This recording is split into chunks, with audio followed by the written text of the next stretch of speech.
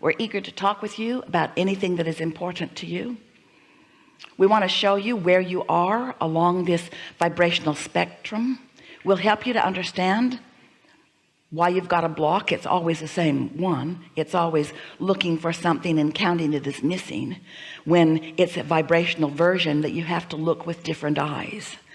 And if today you develop the ability to look with different eyes, to look with sensors, if you can find the satisfaction factor in something, then you will be one who does live happily ever after.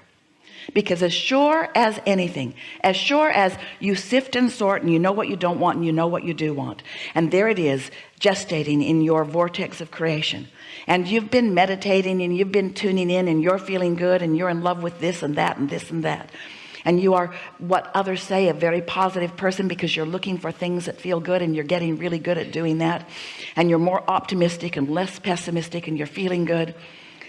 And as those thoughts begin turning to things, then boom, here's the manifestation of what you ask for. You ask, and now it's there for you to see, for you to experience, for you to sleep with, for you to drive, for you to spend, for you to have all of those delicious tactile experiences with. You've got it, you've done it, you've created it, good for you. And then you stand not only as the recipient of whatever it was, but with another set of contrasting experiences causing you to give birth to another rocket of desire. So that gap will always be there because you are an eternal being. You are eternal, which means life is going to continue to cause you to be vibrational and catch up with it, and then be vibrational and catch up with it, and be vibrational and then turn the vibration into the tangible, and then be vibrational and turn the vibration into tangible, to be vibrational and then turn the vibration into tangible. And every step along that way you can have satisfaction, because the only time that you do not feel satisfaction is when you are in resistance to what you're asking for. Esther has been having a wonderful time. She's been in Southern California for a few weeks now, and she's been enjoying everything about it. And the other day she said to someone who she's been playing with, "No, there's some things I really want to do today." "What? You'd rather work than play?" Yeah, today. Because she began realizing that when she's been asking for things and then not letting herself go to them, she's creating a sort of unnecessary tension. That's what we mean that you mean when you say, "I want to be true to myself." When I've launched a rocket of desire, when I intend to do something and I do other than it, there's an unnecessary contrast in the energy which feels like dissatisfaction, not satisfaction.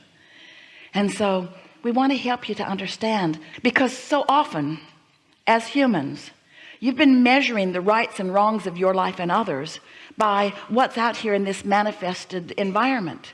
And we want you to leave that aside for a little while and trust that that manifested environment is what's caused you to create more into this vortex.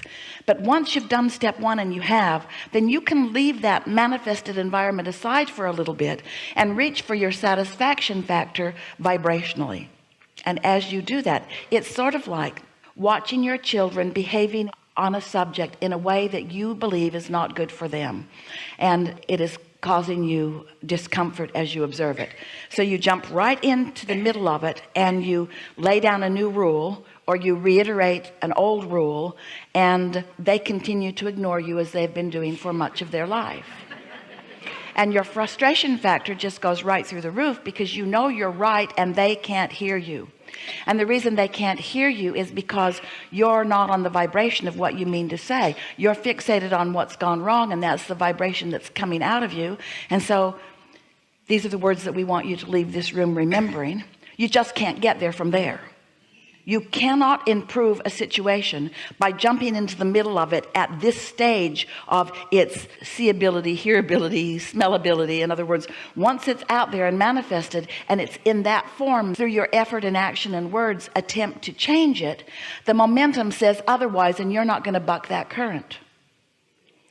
But if you could, for example, meditate for 15 or 20 minutes on a regular basis, and let's say you've done that for a week, it's about all it takes, and you've found that centered place where you've actually quieted your mind, so there's no contradiction to what you desire going on within you, at least not right now. And you're able to stay there in that detached and quieted place because your inner being knows everything that you intend, everything that you want, certainly everything that has to do with those others that you love. So in that quieted place, since your inner being knows everything that you really want, then you begin to feel the momentum toward what you want. The true solution begin to come forth within you.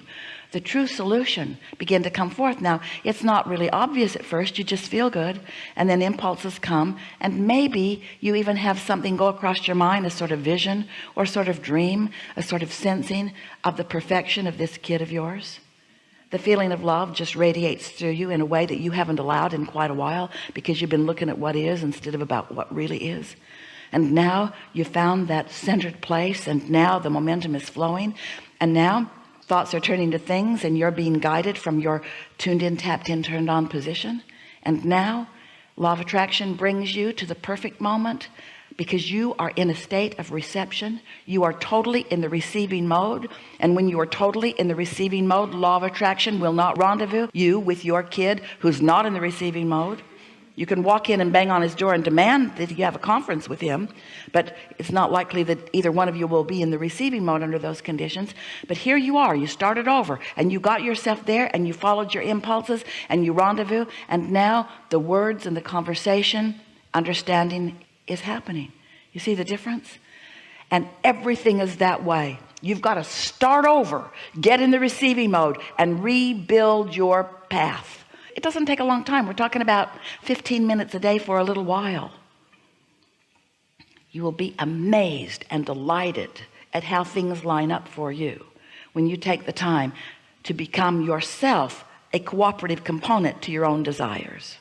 If you never heard anything else from us or anyone else ever, that's all you would ever need to live happily ever after. And the success that you want, we want it for you. We want you to have all the toys and relationships and experiences and empires that you want to build. In other words, there's nothing off limits. We are not trying to get you to go into meditation and deprive yourself of the physical stuff. This is the way you allow the things, the physical things of your dreams to flow into your experience. You have to get into the receptive mode. You have to receive them. You have to be the realizer of them. And with just a little bit, this week coming up is going to be one of the most thrilling weeks of your life, because you are going to have conscious awareness of a tweaking of your behavior and a tweaking of your understanding, which is going to allow so many of the things that you've been holding yourself apart from to flow easily into your experience. So now what? Some good things here. A lot of trouble in this room. All right. Take it easy if we don't call on you right away or ever. It is our promise to you that we've got you and we will answer you. So, looking for the logical stream of unfolding here. So it's never gonna be perfect, right? Because if I will get it perfect, we'll go along with that. In fact, we'll say it's never going to be perfect, but it's always going to be satisfying. I see. Okay. And it can't be perfect because that implies finished. And because you're eternal, it can't be done. So it's always ongoing, which means, so something happens, you say, I'm so glad you're here because you assure my longevity in this body. I'm so happy that you're making my life so miserable, because if it were not for you, I wouldn't be launching more rockets and I'd have nowhere to grow. I understand. So, but work, it's okay. You can drop it, you can move on, you can ask for another one, and it will come for sure. However, your patterns with your work people and your patterns with your personal people are pretty much the same patterns. I see. And we're just asking you to not be so human. No, that doesn't work. We're just asking you to not be so responsive to the conditions. Here's a really good description. So let's say you're in that manifested place in some situation, and for whatever reason it's not pleasing you in some way, and you manage to get back into meditation and get another run at it, and it feels better, and then it goes wonky again because it's full of contrast. And so you get back into meditation and you get the momentum going and it gets better, but it still goes wonky. And then you kind of lose faith in the value of that. So you just do a little less of that and a little more of paying attention. And then it just wobbly and kind of wonky and wobbly and kind of wonky. And you just kind of develop into this pattern. And then you think, I need to do something different. And we say, you can't get there from there. Take that phrase home. Can't get there from there. You can't get to where you want to be from a manifestation that isn't pleasing you. You got to quiet your mind and get yourself away from it and start in a whole new neutral place. Not neutral, a whole new empowered place where everything you want and your inner being is, and then get another run at it and get another run at it and get another run at it and get another run at it and get another run at it and get another run at it. And then one day, today or tomorrow, you find yourself in a manifestation that isn't perfect, but your satisfaction factor didn't go away because you have understanding of how it works.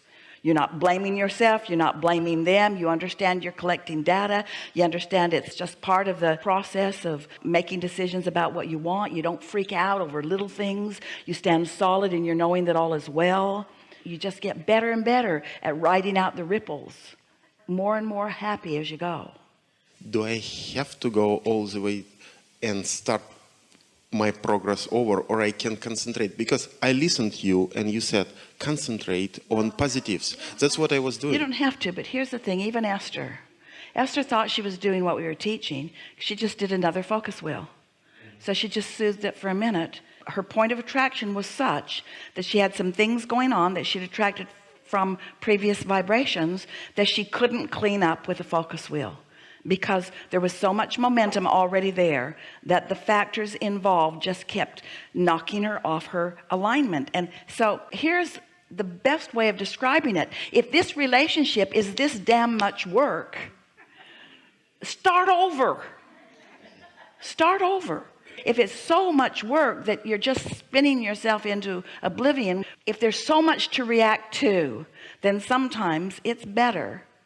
And we don't mean leave the relationship. We don't mean leave the job. We mean approach it from a more centered place.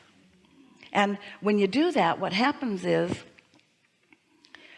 the path of least resistance becomes so much more evident to you. You know, almost everyone makes almost every decision from a place of being more dominant about what they don't want than about what they do want. I agree. So you just keep trying to solve problems, and you try to make your words more productive than they can be, or your actions more productive than they can be. And sometimes it's like this. What if you really wanted employment? Let's go back to that topic. And the dollars were urgently needed right now. And so that was a dominant factor within you. So it would be logical that the path of least resistance for you would be to take something that could bring the dollars the fastest. Well, just because that's not really where you want to be long term doesn't mean that that path of least resistance wasn't exactly right for you at the time. But now you're in this situation where the dollars are flowing and that is relieved, but now other things that are important to you are showing themselves to you, so you get to add another intention to the mix, which means this current manifestation is not the best answer to the newly understood desire that you've put back over here into the vortex. So often Esther would say on occasion, I don't want to hurt their feelings. And Jerry would say, you'd rather hurt your own feelings? Or you say, I don't want to be seen as irresponsible, or I don't want to rock the boat. In other words, you make up all kinds of things when a manifestation isn't quite right, because frankly, the path of least resistance is not to just walk away right now. That would make it much worse for you, much more upheaval sometimes in some of your quick, not well thought out fixes, than if you just sort of let the status quo be where it is while you find a new centered place. We know you're following this.